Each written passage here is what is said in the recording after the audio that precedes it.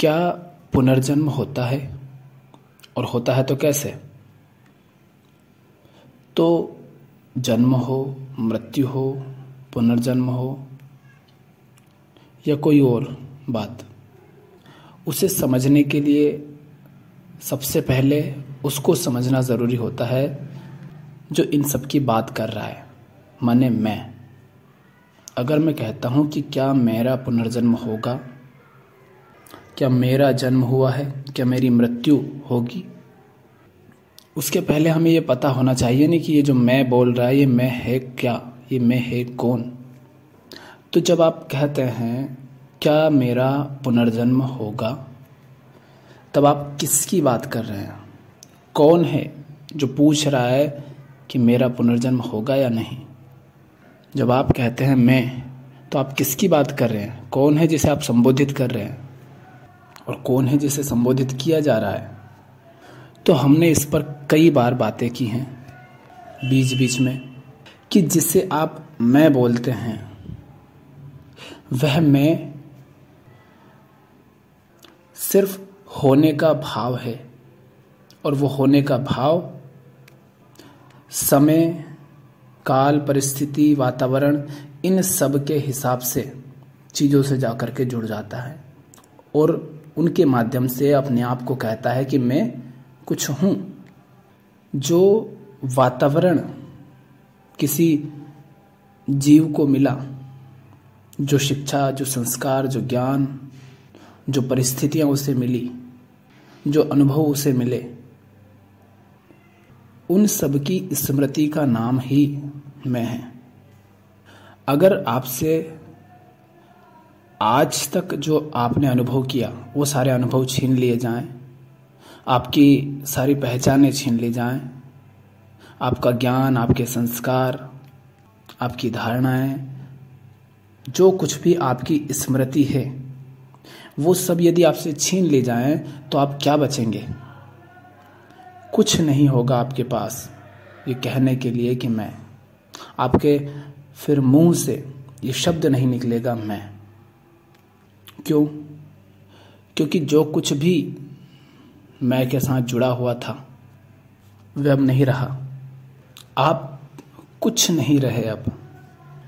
आप हैं किंतु आप कुछ है नहीं।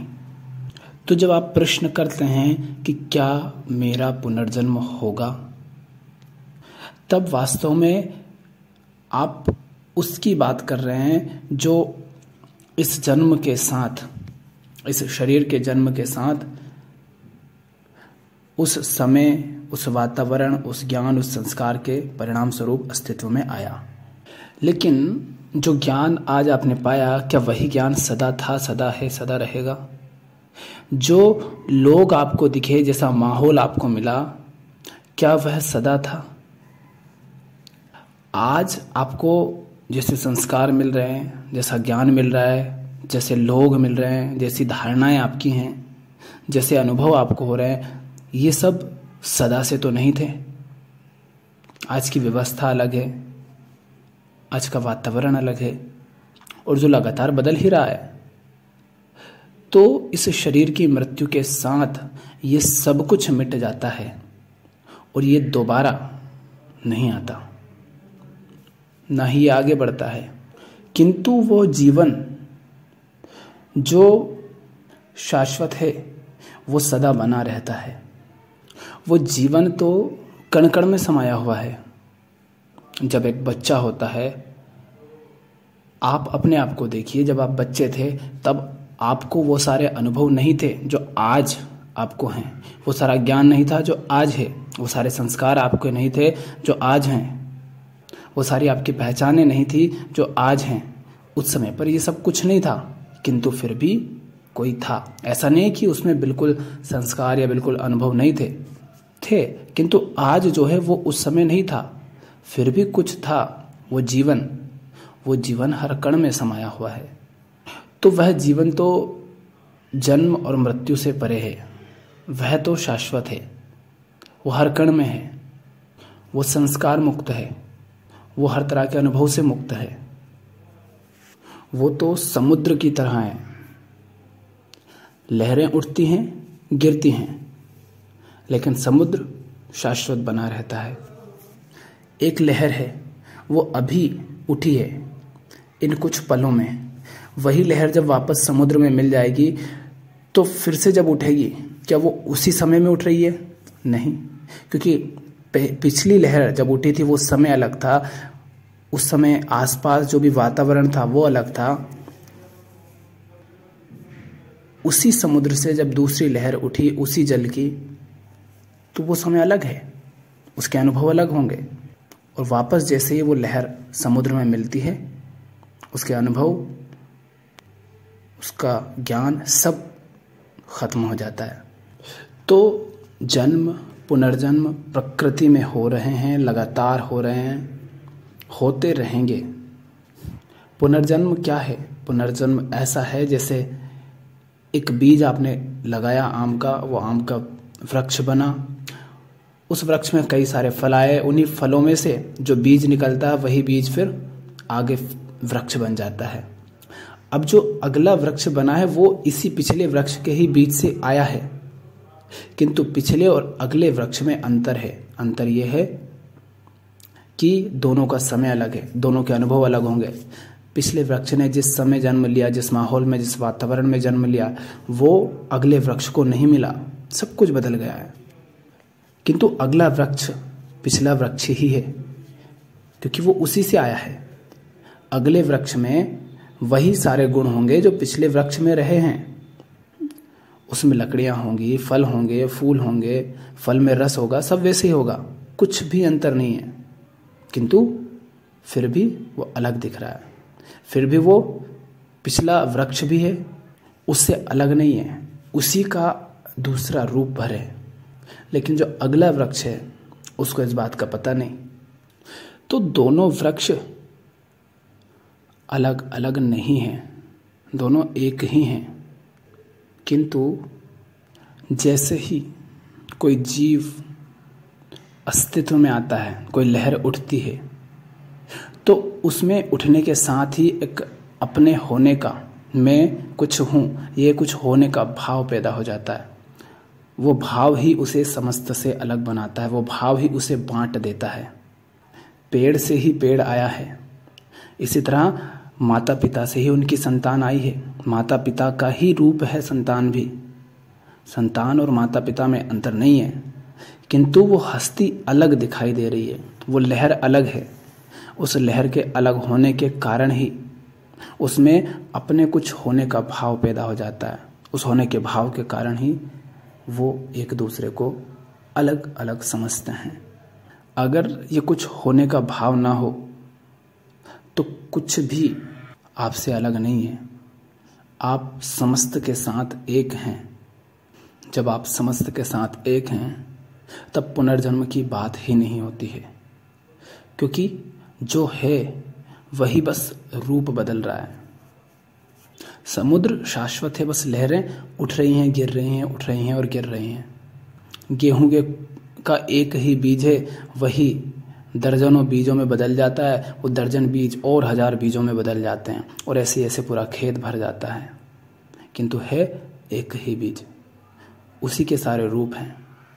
तो पुनर्जन्म आप बस इतना कह सकते हैं कि जैसे माता पिता से ही पुत्र ने जन्म लिया, तो ये माता पिता का ही पुनर्जन्म है पुत्र के रूप में। पुत्र में और माता पिता में कोई भेद नहीं है, दोनों एक जैसे हैं। काम, क्रोध, लोभ, मोह, ईर्ष्या, भय, ये सारी वृत्तियां दोनों में हैं, बस उनका रंग, रूप, आकार, प्रकार अलग हो सकता है, और वो सब अलग है समय के कारण, वातावरण के कारण, परिस्थितियों के कारण।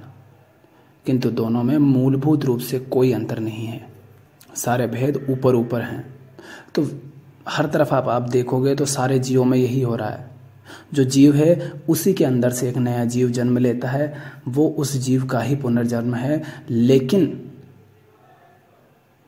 हम अलग अलग एक दूसरे को इसलिए मानते हैं क्योंकि इस होने के भाव के साथ ही मैं भाव खड़ा हो जाता है, इस हस्ती के साथ ही मैं भाव खड़ा हो जाता है, जो अपने समय, संस्कार, वातावरण, ज्ञान, पहचानो, इन सब से जाकर चिपक जाता है, जो कि सबके लिए अलग अलग हैं।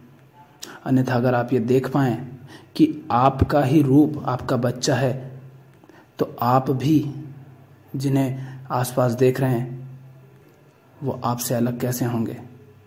उसी मिट्टी से आप उठे हैं जिससे वो उठे हैं। ये मिट्टी ही अलग अलग रूप लेती रहती है।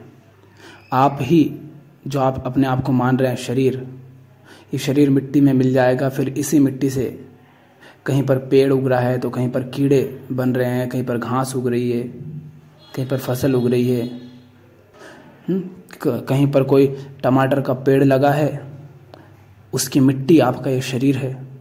तो कोई खा रहा है आपको, ये क्या है? मिट्टी है। मिट्टी में वो सारे गुण हैं और वही आकार लेती रहती है। आपकी संतान में कहीं अलग से कोई गुण नहीं आया है, अलग से कोई वृत्ति नहीं आई है। वो चूंकि आपसे ही निकला है तो आप में जो कुछ वृत्तियां थी वो सारी उसके अंदर होंगी ही।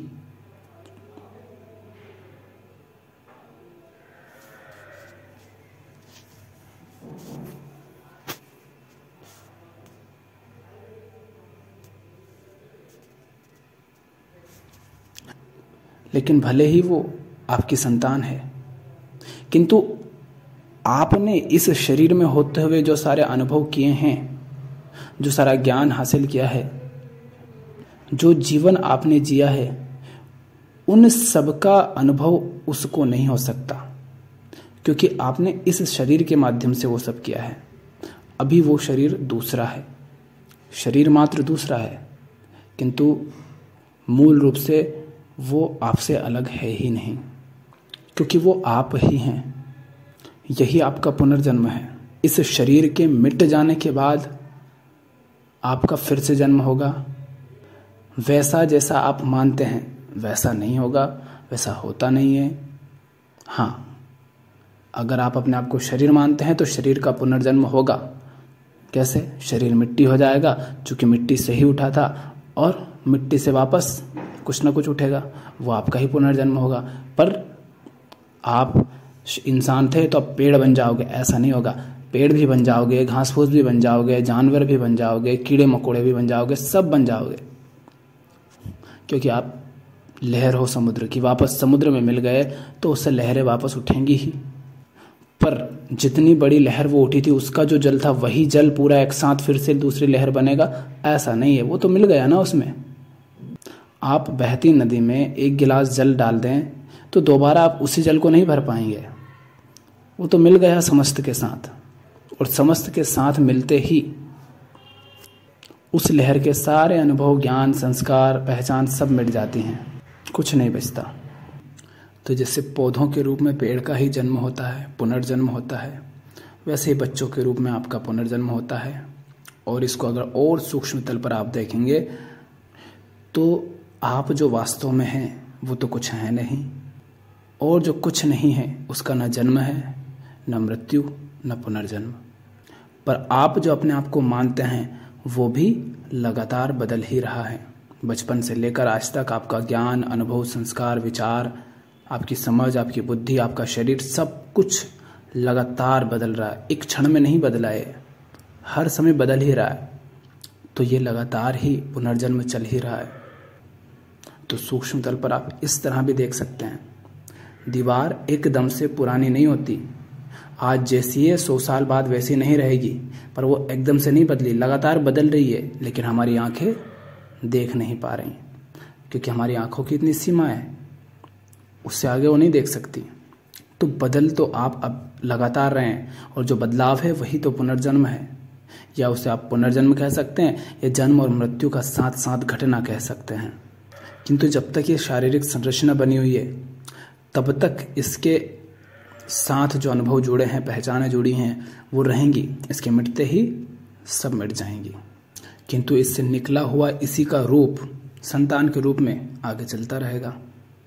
किंतु इन सब बातों से ज़्यादा महत्व हमें इस बात पर देना चाहिए कि हमारा आज जीवन कैसा है, क्योंकि आज आपको नहीं पता कि आपका पिछला जन्म था नहीं था, और वो पता हो भी नहीं सकता, और करके भी क्या कर लोगे, कोई अर्थ नहीं उसका। आज अपने जीवन को जियो, उसे ठीक करो। ये आपका मुख्य उद्देश्य होना चाहिए।